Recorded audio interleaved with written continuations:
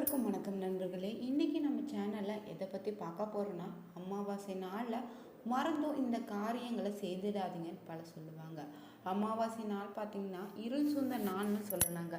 இந்த உன்னதமான நாளில் பார்த்திங்கன்னா அம்மன் வழிபாடு, முன்னோர்கள் வழிபாடு, குலதெய்வ வழிபாட்டுக்கு உகந்த நாளாகவே சொல்லியிருக்காங்க. இப்படிப்பட்ட சிறப்புமிக்க அமாவாசை நாளில் நீங்கள் எப்படி வழிபட வேண்டும் என்பதை பற்றி இந்த வீடியோவில் நாம் சொல்லியிருக்கோம். இந்த வீடியோ உங்களுக்கு மிகவும் பிடித்த தகவல்கள் நிறைந்ததாக இருக்கும். அதனால் வீடியோவில் எந்த இடத்துலையுமே ஸ்கிப் பண்ணாமல் முழுமையாக பாருங்கள். இது வரைக்குமே நம்ம சேனலை பார்க்காதவங்களாக இருந்தீங்கன்னா கூடவே பெல் பட்டனை கிளிக் பண்ணி சேனலையும் சப்ஸ்கிரைப் பண்ணிக்கோங்க. லைக் பண்ணுங்கள், ஷேர் பண்ணுங்கள், கமெண்ட் பண்ணுங்கள். வாங்க வீடியோக்குள்ளே போகலாம். அமாவாசை நாளில் விரதம் மேற்கொண்டு மதிய இலையில தான் சாப்பிட வேண்டும். காகத்துக்கு உணவு வைத்த பின்னர் தான் சாப்பிட வேணும்னு சொல்லுவாங்க. அமாவாசை நாளில் நாம் செய்யும் ஒவ்வொரு வழிபாடுமே நம் முன்னோர்களுக்கு போய் சேருவதாக சொல்லியிருக்காங்க. அவர்களுக்கு சேரும் புண்ணியம் யாவும் நமக்கு வந்து சேருமா? நமக்கு மட்டும் இல்லைங்க, நம் சன்னதிக்குமே வந்து சேரும் என்பது மறந்துடாதீங்க. முன்னோர்களுக்கு தர்ப்பணம் கொடுக்க விரதம் இருக்கும் இந்த நாளில் என்ன செய்யலாம், என்ன செய்யக்கூடாதுன்னு தெரிஞ்சுக்கணும். வருடத்தில் எந்த வழிபாட்டை வேணும்னாலுமே செய்யாமல் இருக்கலாங்க.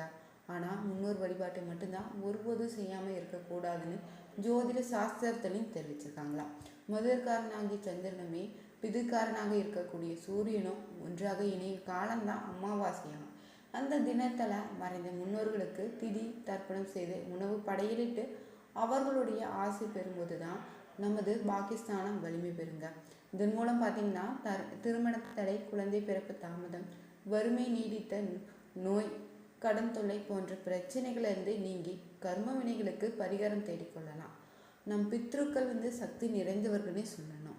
அவர்கள் பார்த்திங்கன்னா ஆசீர்வாதத்தால் புண்ணியமும் செல்வமும் நமக்கு கிடைத்து கொண்டே இருக்குங்க. எனவே நம்முடைய வீட்டு வாசலில் காத்திருக்கும் முன்னோர்களாக இருக்கக்கூடிய தர்ப்பணம் கொடுக்கணுங்க. காலை 6:30 மணிக்கு தர்ப்பணம் கொடுப்பது நல்லது. அப்படி கொடுக்க முடியலனா சூரியன் மறைவதற்கு முன்னாடி தர்ப்பணம் கொடுத்துடுங்க. ராகு காலம், யமகண்டம் ஆகியவை தர்ப்பணுக்கு பொருந்தாது. மதிய வேளை தர்ப்பணுக்கு மிகவும் உகந்த நேரமாக சொல்லியிருக்காங்க. தர்ப்பணம் கொடுக்கும்போது பார்த்திங்கன்னா தங்களுடைய கோத்திரம், குலதெய்வம், 3 தலைமுறையுடைய பெயர்களை கூறணும். அமாவாசை நாளில் யாரெல்லாம் பித்ருக்கள்னு சொல்லப்படும் முன்னோர்களை, பெற்றோர்களை முறையாக வழிபட்டு வணங்கி வந்து ஆராதிக்கிறோமோ அவர்களுக்கு கிடைக்கும் பலன்கள் மொத்தமுமே அவர்களுக்கு மட்டும் இல்லைங்க, அவர்களுடைய பிள்ளைகளுக்கு போய் சேருவதாக சாஸ்திரங்களையும் சொல்லியிருக்காங்க. பெற்றோர் இல்லாத கணவன் விரதம் இருக்கலாம். அதே சமயம் பார்த்தீங்கன்னா கணவன் விரதம் இருக்கிறாருன்னு சாப்பிடாம இருக்காதீங்க. மனைவியும் விரதம் இருக்கக்கூடாது. ஏன்னா கணவன் இருக்கும்போது தான் அவர்களை சுமங்கலிகன்னு சொல்லுவாங்க. சுமங்கலிகள் ஒருபோதுமே அமாவாசை நாளில் விரதம் இருக்காதீங்க. எனவே தான் மனைவியானவர் விரதம் இருக்காமல் சாப்பிடணும் வேணும்.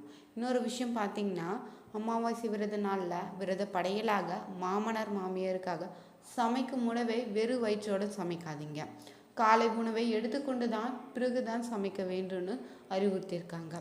அமாவாசை நாளில் காலையில் தர்ப்பணம் செய்யணும். காலை உணவு எடுத்துக்கொள்ளாமல் இருக்கணும். பின்னர் தான் நம் முன்னோருக்கு பிடித்தமான உணவை இலையில வைத்து அவர்களுடைய படங்களுக்கு பூக்களிட்டு குடும்பத்துடன் வணங்குங்க. பின்னருக்கு பார்த்திங்கன்னா காகத்துக்கு சமைத்த உணவு அதிலிருந்து கொஞ்சம் எடுத்து வழங்கணும்.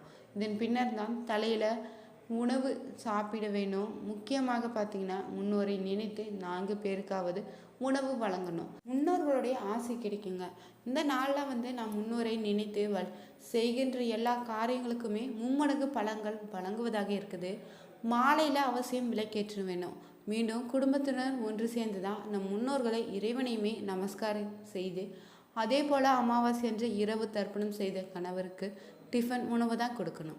மனைவியானவர் பார்த்தோன்னா டிஃபன் சாப்பிடலாம், கொஞ்சம் அளவு சாதம் சாப்பிடணும். அப்போது தான் மாமனார் மாமியாருடைய ஆசீர்வாதம் முழுமையாக மருமகளுக்கு கிடைக்கும்னு சொல்லியிருக்காங்க. அமாவாசை நாட்களில் பார்த்திங்கன்னா ஒவ்வொரு வீட்டு வாசலில் முன்னாடியும் முன்னோர்கள் நின்று கொண்டு தண்ணீர் பெறுவதற்காக காத்து கொண்டிருப்பாங்க. அன்றைய தினம் விரதம் இருப்பவங்க வாசலில் கோலம் போடாதீங்க, மாமிசம் சாப்பிடாதீங்க, வெங்காயம் போட்டு சாப்பிடாதீங்க. அன்றைய தினம் யாரையும் கோபமாகவும் பேசக்கூடாது. முன்னோர் வழிபாட்டுக்கு உகந்த நாளான அமாவாசை தினத்தில் வீட்டு வாசலில் கோலம் போடுவதை தவிர்த்துக்கணும். முன்னோர் வழிபட்ட பிறகே தான் தெய்வ வழிபாடு தொடரணும். அமாவாசை தினத்தில் வீட்டு வாசலில் கோலம் போடக்கூடாது. கோலங்கள் தெய்வ வழிபாட்டுக்கு உரியவனாக இருக்குது, மகிழ்ச்சியின் வெளிப்பாடாகவும் இருப்பதால் அன்று கோலம் போடாதீங்க. முன்னோர்களை இழந்த அவர்களின் பிரிவால வாடும் நம் திதி அமாவாசை தினங்களை கோலம் போடுவதை தவிர்க்கணும். அமாவாசை வழிபாட்டிலே காகத்துக்கு முக்கியத்துவத்தை அளித்திருக்காங்க. அன்று காகத்துக்கு சாதம் வைத்து அது சாப்பிட்ட பின்னர் தான் அனைவருமே சாப்பிடும் பழக்கம் நடைமுறையில் இருக்குது. சனீஸ்வரனுடைய பகவானின் வாகனமாக தான் காகம் அமைஞ்சிருக்குது. யமலோகத்தினுடைய வாசல் இருப்பதாகவும் அது யமனுடைய தூதுவனும் கூறப்படுது. காகத்துக்கு சாதம் வைத்தீங்கன்னா யமலோகத்தில் வாழும் நமது முன்னோர்களும் அமைதியடைந்து நமக்கு ஆசை வழங்குவாங்க. காகம் சாதத்தை எடுக்கலைன்னா முன்னோர்களுக்கு ஏதோ மனக்குறைவு இருப்பதாக தான் கருத்துவது மக்களுடைய இன்றைய நம்பிக்கையாகவும் இருக்குது. அமாவாசை, பௌர்ணமி, துவாதசி, ஏகாதசி, திரியோதசி போன்ற திதிகளை கொண்ட முக்கியமான நாட்கள் இருக்குதுங்க. இவற்றிலேயே அமாவாசை திதி பார்த்திங்கன்னா முன்னோர் வழிபாட்டிற்குரிய திதியாக சொல்லப்பட்டிருக்குது. இந்த நாளில் செய்ய வேண்டியவையும் செய்யக்கூடாதவை என தெரிந்து வழிபட்டாலே அமாவாசையுடைய பலனை நாம் முழுமையாக பெற முடியும். அமாவாசை பார்த்திங்கன்னா பித்ருகளுக்கு உரிய நாளாக சொல்லப்படுதுங்க. குறிப்பாக இது சனி பகவானை வழிபட வேண்டிய நாள் தான். இந்த சாஸ்திரப்படி துடைப்பான் என்பது மகாலட்சுமியுடைய தொடர்புடைய ஒரு பொருளாக இருக்குது. இதனால தான் அமாவாசை அன்று துடைப்பத்தை வாங்கினாலே மகாலட்சுமியுடைய கோபத்திற்கு ஆளாக வேண்டி இருக்குமா. இதனால் பணவரவு தடைப்படுவதோடு திடீர் ஆரோக்கிய பிரச்சனைகளுக்கு காரணமாகவும் செலவுகளும் அதிகரிக்குமா. அமாவாசையில் பார்த்திங்கன்னா அமாவாசை மற்றும் பௌர்ணமி ஆகியவை பித்ருக்கள் மற்றும் சனி பகவானுடைய வழிபாட்டுக்குரிய நாட்கள் தான். இந்த நாளில் மதுபானங்களை வாங்குவதையோ அருந்துவதையோ தவிர்த்துக்கோங்க. சனி பகவானுக்கு அமாவாசை நாளில் மது அருந்தினா எதிர்மறை ஆற்றல்களை அதிகரிக்க செய்யும். இது நீங்காத துரதிர்ஷ்டத்தை ஏற்படுத்தி தரக்கூடியதாக இருக்குது. இதுவே போலதாங்க அமாவாசை நாளில் அசைவம் வாங்குவதும் சாப்பிடுவதுமே அமங்கலமான செயலாக சொல்லியிருக்காங்க.